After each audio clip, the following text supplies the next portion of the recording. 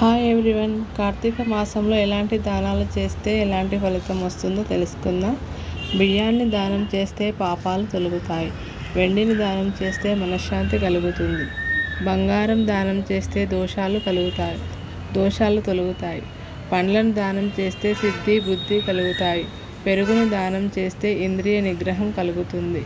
నెయ్యి దానం చేస్తే రోగాలు పోతాయి, ఆరోగ్యంగా ఉంటారు. పాలు దానం చేస్తే నిద్రలేమి సమస్యలు ఉండవు. తేనె దానం చేస్తే సంతానం కలుగుతుంది. ఉసిరికాయలు దానం చేస్తే మతిమరుపు పోయి జ్ఞాపక శక్తి పెరుగుతుంది. కొబ్బరికాయ దానం చేస్తే అనుకున్న కార్యం సిద్ధిస్తుంది. దీపాలు దానం చేస్తే కంటి చూపు మెరుగుపడుతుంది.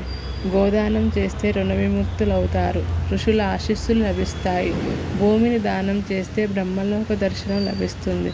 వస్త్రదానం చేస్తే ఆయుష్ పెరుగుతుంది. అన్నదానం చేస్తే పేదరికం పోయి ధనవృద్ధి కలుగుతుంది. ఈ వీడియో మీకు నచ్చినట్లయితే లైక్ చేసి సబ్స్క్రైబ్ చేయండి. Thank you for watching. Please subscribe.